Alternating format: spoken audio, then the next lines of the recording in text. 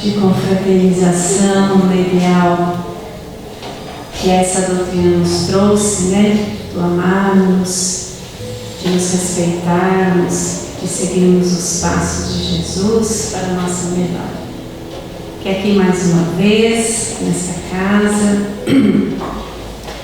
possamos adentrar com os nossos corações mais tranquilos, porque temos a oportunidade de recebermos os ensinamentos, de nos aproximarmos mais, cada vez mais de Deus, de Jesus, nosso Mestre.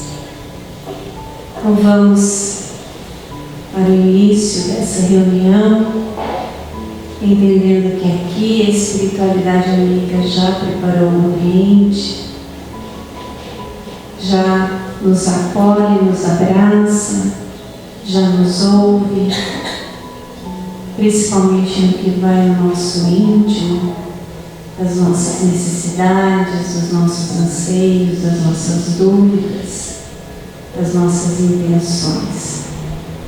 Agradecidos a Deus Pai, nosso Criador, a Jesus, essa estrela que nos guia, a Maria, nossa intercessora, nos momentos principalmente aflitivos, junto a Deus Pai e a Cristo.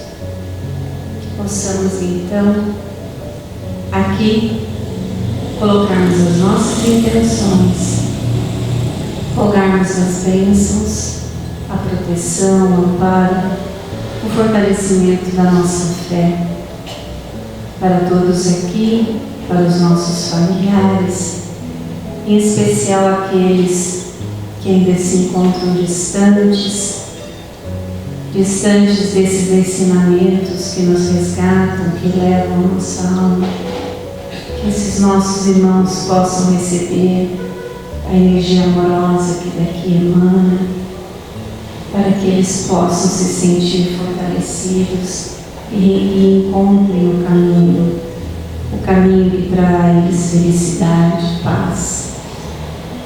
Hoje, em especial, recebemos o nosso irmão Carlinhos, que já colocamos também em nossas preces, que ele possa receber o nosso carinho, a nossa vibração amorosa, para que ele tenha a abertura nesse repassar os ensinamentos que Ele com certeza resgatou e que aqui compartilhará conosco. Que a paz o envolva e que esteja entre nós, hoje e sempre. Boa noite a todos, que a paz de Jesus esteja com todos. Queremos primeiramente agradecer a Ana pelo convite de participarmos aqui do mês espírita, Hugo Gonçalves e Dulce Gonçalves. Seu Hugo, que sempre que a gente tinha alguma coisa para falar e não tinha assunto, né, ele dizia, fala de Jesus. Né? E com essa lembrança nós escolhemos o tema para essa noite, justamente falar um pouco de Jesus. Né? Jesus que ainda para muitos é um desconhecido. Nós temos que falar muito de Jesus, né? Porque Ele é o nosso guia, Ele é o nosso mestre, né? Ele veio com a missão aqui na Terra de preparar o nosso caminho, a nossa jornada, facilitando o nosso progresso, a nossa evolução. Imaginem vocês se Jesus não tivesse passado por aqui, né? Onde será que nós estaríamos nesse exato momento?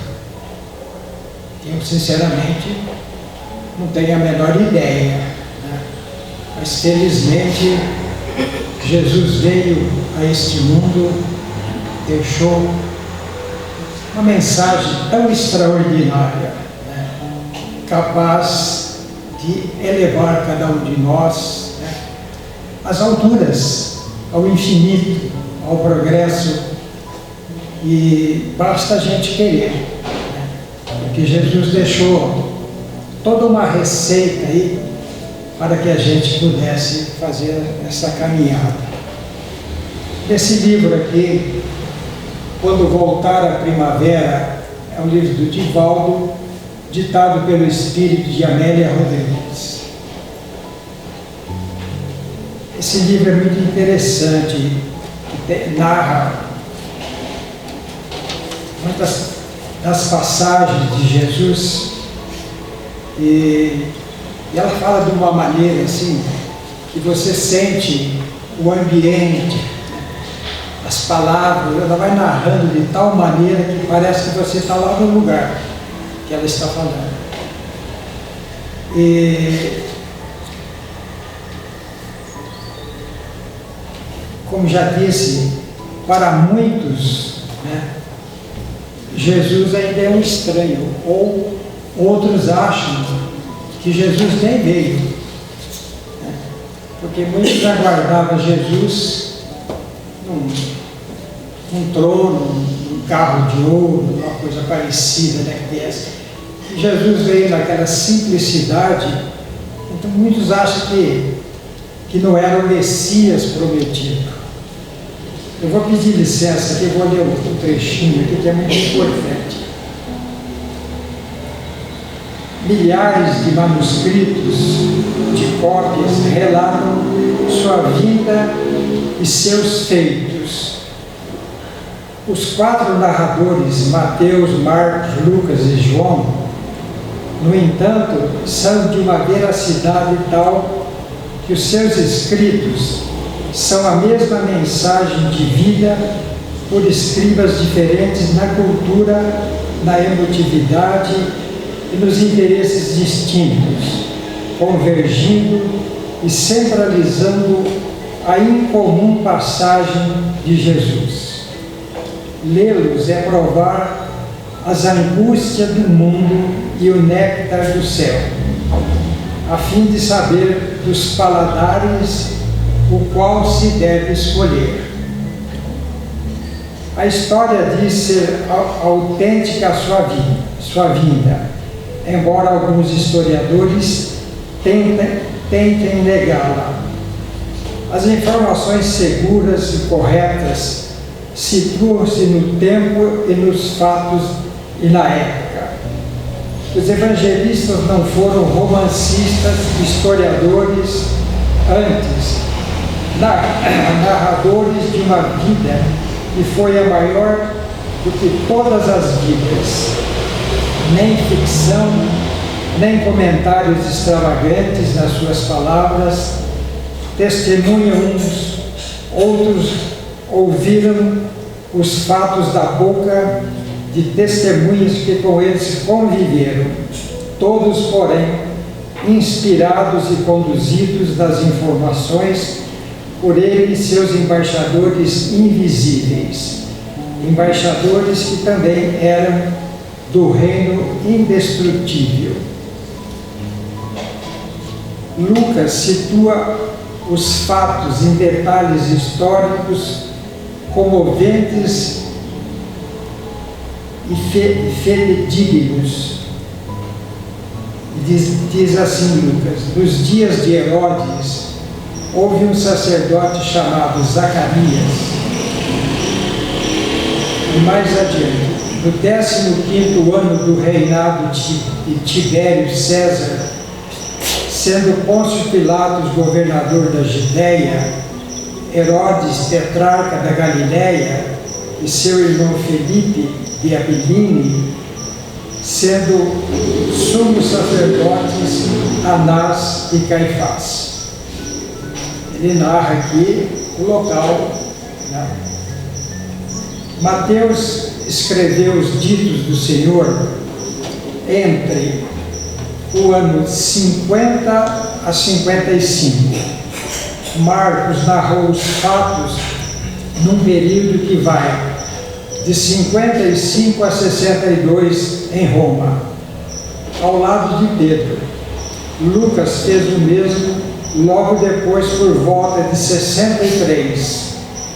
João escreveu o evento místico entre 96 a 104, ainda em Éfeso, para onde fora desde Domiciano, quando partiria da terra no reinado de Trajano. Daquele mesmo ano, em 104, em idade muito avançada, mas bastante lúcido. Por volta de 63 aproximadamente, Lucas narrou os Atos dos Apóstolos, utilizando-se das informações que lhe chegaram por personagens que participaram daqueles acontecimentos inesquecíveis. Águas vindo de riachos, os textos evangélicos que fluem na direção do mesmo rio, a verdade. Passaram fatos históricos, sucederam-se civilizações, culturas, povos, substituíram povos, homens se foram, renasceram noutras épocas, enquanto Jesus continua o mesmo. O homem de hoje que o busca encontra-o compassivo e gentil, a aguardá-lo como um moço rico no passado que, ao entardecer na entrada da cidade, ouviu: vende tudo o que tens, dá aos pobres, vem e segue-me, estou esperando por ti. Sim, Jesus espera por todos nós.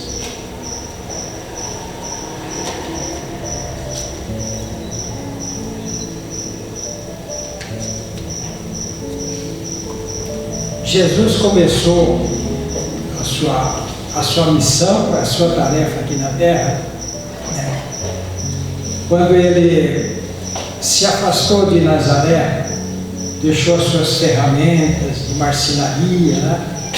Até muita gente fala assim: mas onde andou Jesus, né? Porque diz que ele começou a sua missão, reuniu os apóstolos quando ele já tinha acho que 30 anos por aí, né? Mas onde ele esteve até essa idade? Então é a mesma coisa que perguntar: onde vocês estiveram, né, antes dos 30 anos? trabalhando, não é verdade? Lutando com as dificuldades da vida, e Jesus certamente esteve trabalhando todo esse tempo, né? Mas, então, como havia dito, Jesus se afastou da marcenaria e começou a reunir os discípulos. Ele já tinha se ausentado há 2 meses e havia recebido um convite para um casamento, né? E Maria já se encontrava em Caná, né? Que era uma família muito amiga, e Jesus foi lá para assistir esse casamento, né? E Jesus, com mais 2 discípulos, Natanael e Felipe, também se dirigiram a esse local onde haveria o casamento, né? Chegando lá, Jesus se encontra com Maria. Já fazia 2 meses que Maria não via Jesus, né? Então foi aquele abraço. Imagine uma mãe, né? Quando o filho sai por 2 meses, né? Aquele carinho. E Jesus foi lá para assistir o casamento, né? E todos conhecem essa passagem, né? Que, dado um certo momento, já depois do pessoal ter participado da festa, da bebida, né? Maria estava ajudando ali o pessoal da casa, né? Percebeu que ia faltar vinho, né? E quando faltava vinho no casamento, era mau agouro, né? Quer dizer, o casamento não ia dar certo. Isso era coisa lá do pensamento deles, né? E Jesus, e Maria procura Jesus, né? E narra, falou assim: olha, vai faltar vinho, né? Isso aí é um mau presságio, né? Jesus falou: mulher, o que eu tenho com isso, né? Então, naquela época, chamar a mãe de mulher, assim, era uma coisa carinhosa, né? Hoje dá uma impressão que Jesus foi grosseiro, mas Jesus não foi, falou com carinho, né? Mas Maria conhecia profundamente o filho, né? E ela chamou aquelas pessoas que estavam servindo, né? E disse assim: faça tudo o que ele mandar, né? Veja como a Maria conhecia Jesus, mesmo ele dizendo: o que eu tenho com isso, né? Ela sabia que ele ia dar um jeitinho, né? Então Jesus diz: encha, né, as barricas com água, né? E começaram a encher as barricas, né? E Jesus estendeu a mão sobre aquelas barricas de água, depois pediu ali uma caneca, foi lá e tomou e disse assim: pode servir, né? Aí começaram a servir aquele vinho, né? Aí aquele que dirigia aquela festividade lá falou assim: mas que coisa, esse vinho aqui é melhor do que aquele que foi servido no início, né? Porque era de praxe servir o vinho melhor, né? Depois que o pessoal já estava meio alto, né? Então servia o vinho mais ruim. E aquele vinho era de excelente qualidade, né? Então, essa passagem foi o início, né? E uma coisa interessante também que a Amélia diz assim, que ali começou a missão de Maria, né? Ela intercedeu em benefício daquela família, né?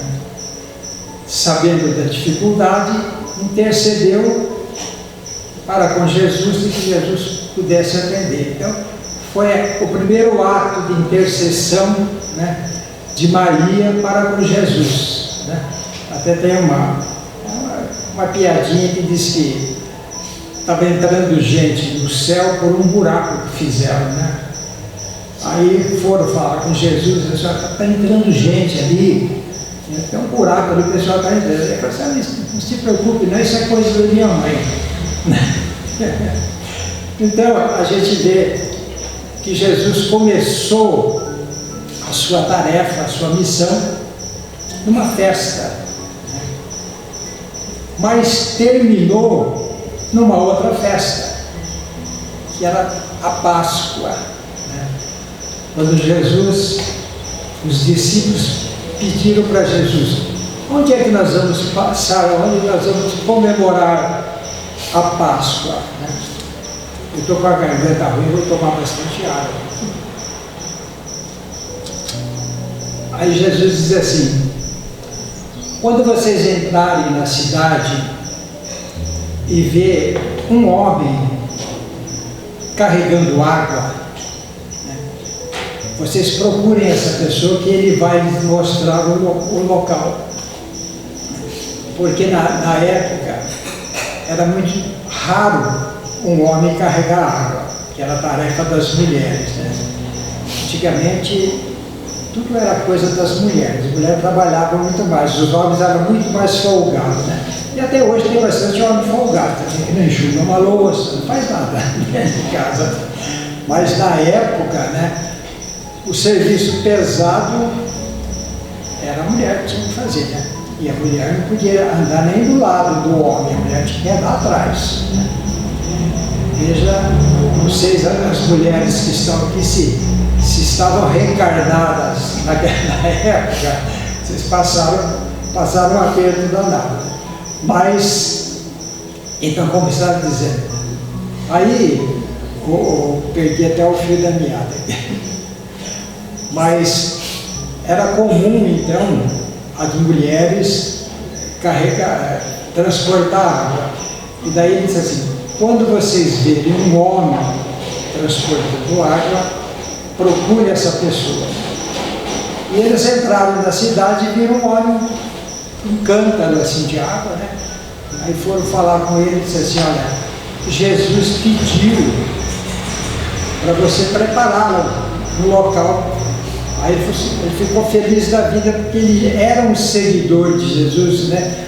Aqueles seguidores mais acanhados, né?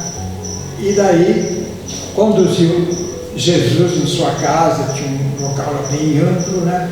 E ali eles foram realizar a Páscoa, né? Que foi praticamente o último momento de Jesus com os discípulos, onde ele preparou, né, os discípulos para a jornada que eles teriam pela frente, né? Porque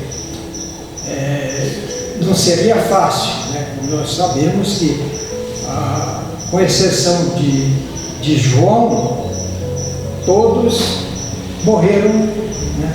Porque foram sacrificados, né? E então eles tinham uma missão difícil, né? Mas Jesus estava preparando. E Jesus também já os alertou que era chegado o momento de Jesus passar pelo Calvário, né? E entre eles ali começou um burburinho assim de quem é que vai ficar no lugar de Jesus, né? E Jesus, percebendo isso, né, passou a mão numa toalha, numa bacia, né, e pediu que os discípulos sentassem à sua frente, e ele começou a lavar os pés dos discípulos. Quando chegou lá na vez de Pedro não queria de jeito nenhum, né? Não, nos meus pés você não vai lavar. Aí ele diz assim: bom, se você não quer que eu lave, você também não vai me seguir mais, né? Eu falei: então pode lavar até a cabeça, né? E assim Jesus lavou os pés também de Pedro, né? E daí Jesus deu uma lição, né? Dizendo: aquele que quiser ser grande diante de Deus, que seja o servo, porque eu vim ao mundo para servir, não vim para ser servido, mas eu vim para servir. Um outro momento com Jesus, quando Jesus estava diante de Pilatos, que Pilatos pergunta: tu és rei? Ele disse: não. Mas dizem que você é rei dos judeus. Aí Jesus diz: tu o dizes, eu sou rei, mas não deste mundo. Ainda, eu sou rei, mas ainda não deste mundo, né? Quer dizer, mas se a gente for analisar o que é ser rei aqui neste mundo, será que Jesus viria como um rei, né? A maioria dos reis, o que eles fizeram neste mundo, né? A Amélia Rodrigues cita aqui também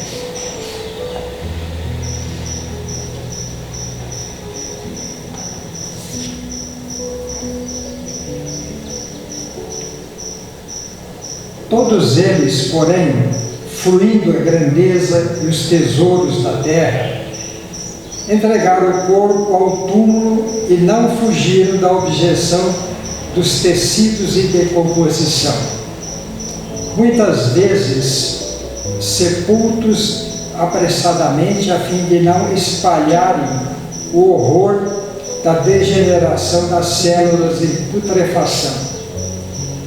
Dário, que levantou o mais grandioso império da antiguidade, não se eximiu à derrota e à morte, com ele sucumbindo à grandeza pérsica. Marco Antônio suicidou-se para evitar a humilhação no Fórum de Roma sob a guilheta de Otávio. Os asseclas de Olarico, o visigodo, desviaram o curso do rio Busanto a fim de guardarem os despojos do vândalo, que falecera em Cosenza, e impedirem que o inimigo lhe profanasse mais tarde as vestes destruídas. Felipe I da Espanha, o Formoso, exalava insuportável fétido antes que a morte o conduzisse à realidade da vida. Isabel I da Inglaterra, que engrandeceu e governou com mão de ferro, inutilmente suplicou mais alguns minutos antes de atravessar o pórtico do túmulo como qualquer criatura vencida. Catarina de Médici, que desencadeou a terrível matança religiosa, não se furtou ao mesmo destino de suas vítimas.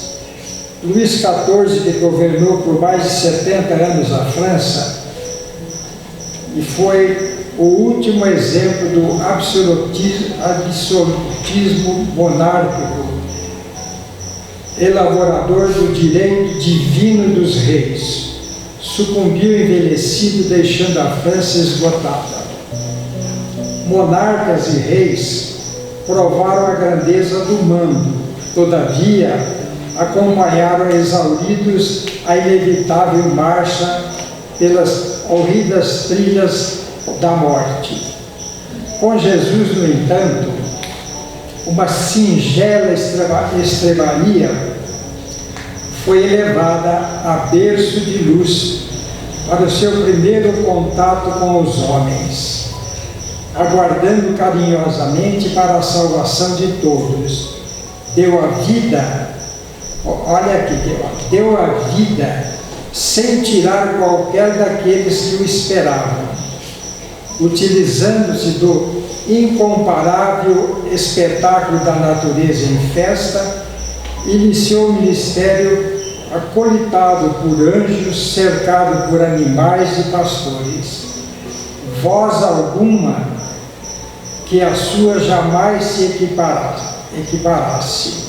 Amor nenhum igual ao seu amor.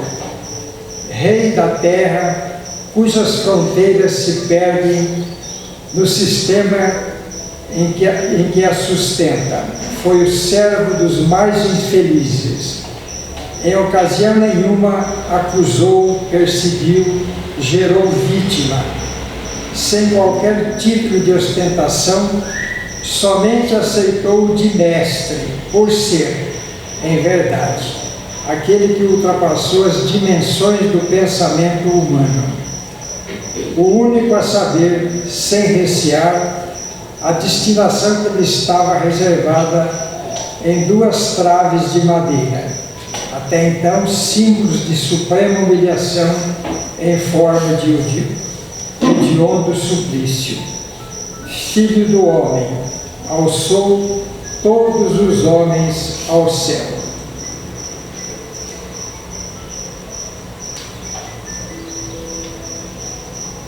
Colocado numa cova recém-aberta, sem detritos nem cadáveres que a inaugurassem, deixou-a vazia em desavio por ser a ressurreição e a vida. Testemunhas insuspeitáveis reencontraram-no, amigos, desconhecidos e duvidosos. 2 portas de acesso que ele designou: berço e túmulo, 2 símbolos de libertação, entrada e saída da vida na direção à vida.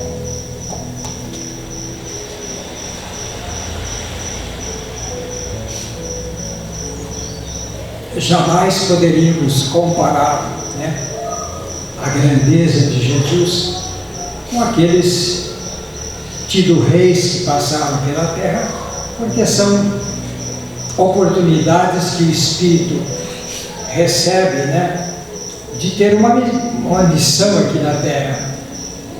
A missão de um pequeno jardineiro é igual a de um presidente da república, de um rei, de uma rainha, não é isso? Cada um vem com aquilo que necessita para a sua evolução. Então, cargos, posses, dinheiro, né, tudo permanece aqui. Nada o Espírito leva a não ser as conquistas, o mérito de tudo que realizou aqui na terra, e leva também aquilo de negativo que fez, né? Então, não adianta a pessoa dizer assim, que vai levar alguma coisa aqui da terra, porque não leva, né? Então Jesus, né, foi o Espírito de maior envergadura que passou aqui pela terra. Há pouco tempo eu estava ouvindo uma palestra e o orador estava dizendo que antes da formação da terra, né, vários espíritos da mesma categoria, vamos dizer, vários Cristos se reuniram para detalhar a formação da célula, da primeira célula da terra, né? Então, eu não sei quantos anos tem a terra, mas deve ter muito tempo. Então Jesus já era Jesus naquela época. E ele ajudou a construir a terra, não é isso? E além da terra, Jesus comanda mais 2 planetas, não é isso? Eu vou falar uma coisa aqui, não sei se vocês vão concordar ou não. Também não sei quem falou. Dizem que Jesus ficou 1000 anos, né, 1000 anos abaixando a sua condição espiritual para reencarnar, entendeu? Ele estava numa sintonia, numa posição tão elevada que precisou de 1000 anos para chegar numa condição para reencarnar. Eu sinceramente não acredito. Vocês acreditam? Acredita, Ana? Porque aqueles que acreditam vão fazer uma pergunta. Em que condição está Jesus agora? Nessa condição tão elevada que nós não podemos ter acesso. Não é isso? O nível, a vibração que Jesus estaria, né? Nós não poderíamos, né? É a mesma coisa que a gente fosse querer ir lá no sol, né?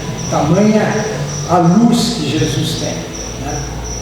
Então, e quem já leu os livros de André Luiz, é muito comum a gente ver aqueles espíritos que vão lá em socorro de alguém, não são espíritos do nível de Jesus, são espíritos bem mais inferior.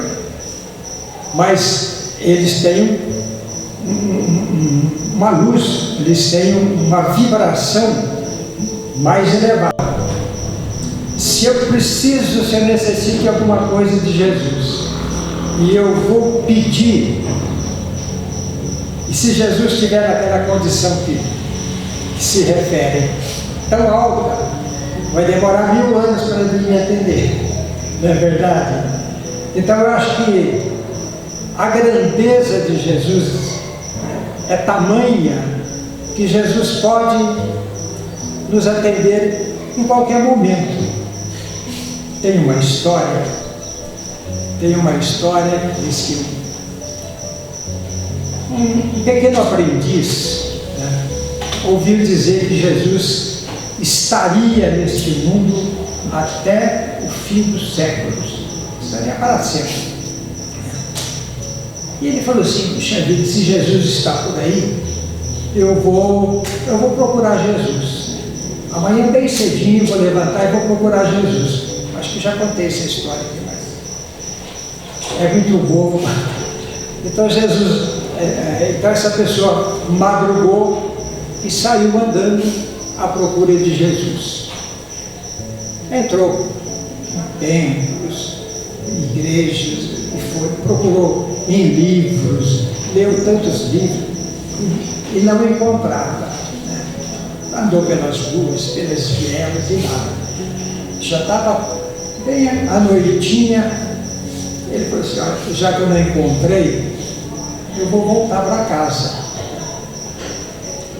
E no seu retorno já estava escurecendo, e ele passando lá por umas vielas, escutou um choro. E ele parou, prestou atenção de onde vinha. Tinha lá um saco de lixo, umas coisas lá. Ele chegou lá, tinha uma criança lá abandonada. E ele, tomado de compaixão, levantou aquela criança, levou no peito, né? A criança parou de chorar, que estava frio. Aí ele ajoelhou para ajeitar bem a criança. De repente começou a formar um vulto na sua frente. E foi definindo, e apareceu um homem de rara beleza. E disse assim: que queres de mim? Por que me procuras? Aí essa pessoa ficou espantada. Mas quem é você? Eu sou aquele que você procura, eu sou Jesus. E aí ele diz assim: eu estarei para sempre, né? Mas principalmente ao lado daqueles que atendem os pequeninos, né? Os que sofrem, os que padecem. Estarei sempre ao lado deles. Então veja bem que Jesus veio a este mundo, né? E ao lado de Jesus seguiam uma multidão de necessitados. Quantos que procuraram Jesus recorrendo a uma cura? Aquela mulher que sofria por mais de 12 anos de uma hemorragia, né? Tamanha fé que essa mulher tinha, que bastou um toque em Jesus e ela ficou curada.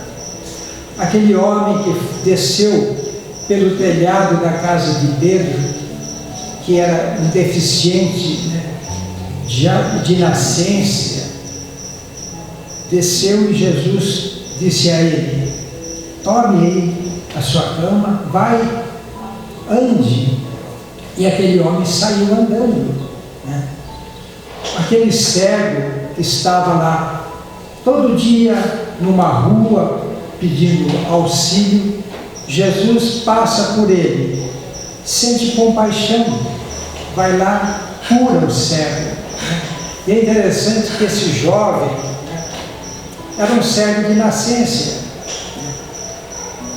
E começaram a comentar, né, Mas Jesus disse assim, ele vai, né, se mostra a César, né, porque um deficiente na época não tinha identidade, ele não é reconhecido. Então, vai, se apresente para que você tenha a sua identidade. Né?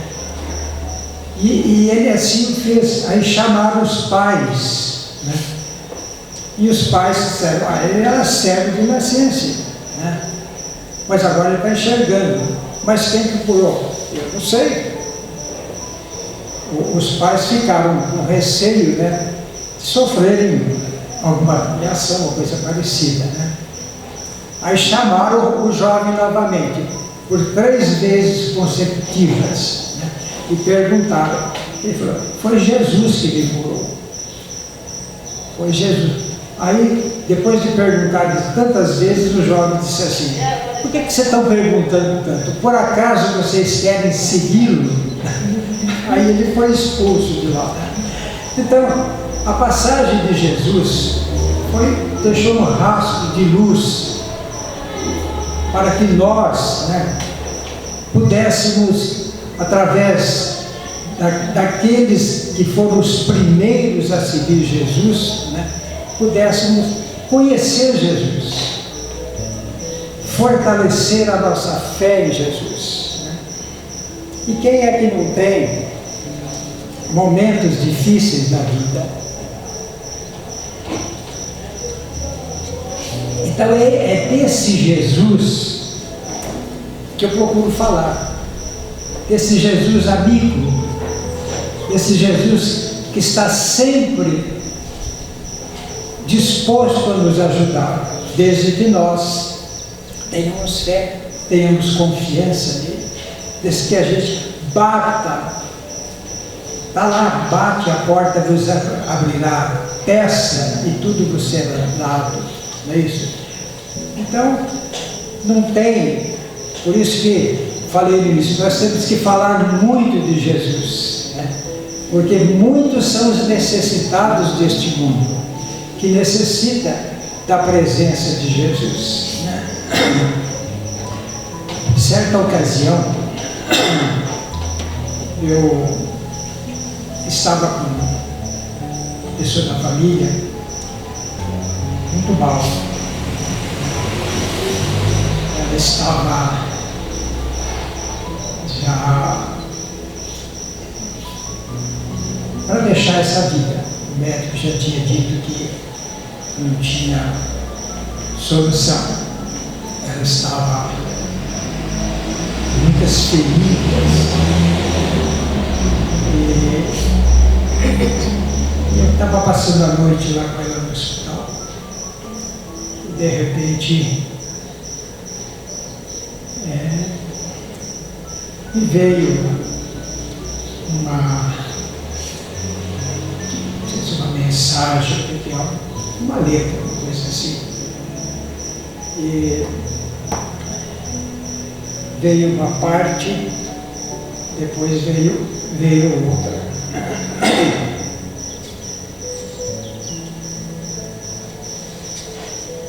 Eu vou fazer uma coisa aqui que eu nunca fiz, atendendo você. Então, diz mais ou menos assim: 2 estrelas brilham sempre, me trazendo tanta luz. 2 estrelas brilham sempre, são os olhos de Jesus, iluminando meu caminho. Ele é a minha luz. São 2 olhos tão bonitos que refletem tanta luz. São 2 olhos tão bonitos, são os olhos de Jesus, amenizando as minhas dores. São os olhos de Jesus, cicatrizando minhas feridas.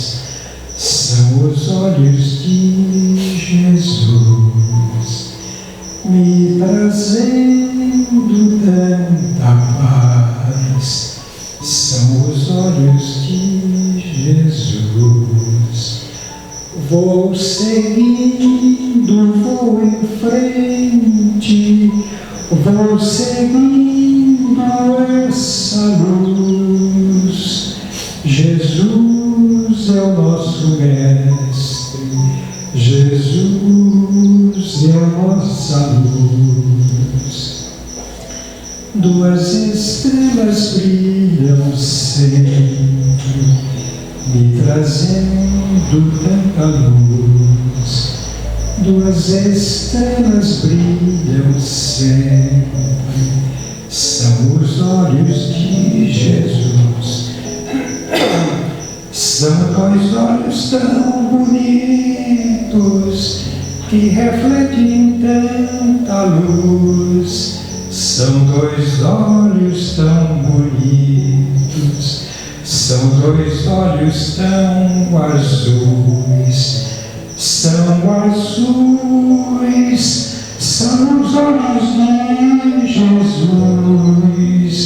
São azuis, porque refletem tanta luz. Duas estrelas brilham sempre. Muita paz a todos. E desculpe a desafinação. Grande, queridos, surpreendendo. Que a gente siga seu exemplo, surpreendendo sempre no bem. Que possamos fazer diferente do que a gente faz sempre igual, né? Porque com certeza se a gente buscar uma outra maneira, pode ser a melhor. Obrigada pelo exemplo, Carlinhos. Então vamos passar para a segunda parte, para o passe, aqueles que se sentirem bem para o trabalho, se dirigir.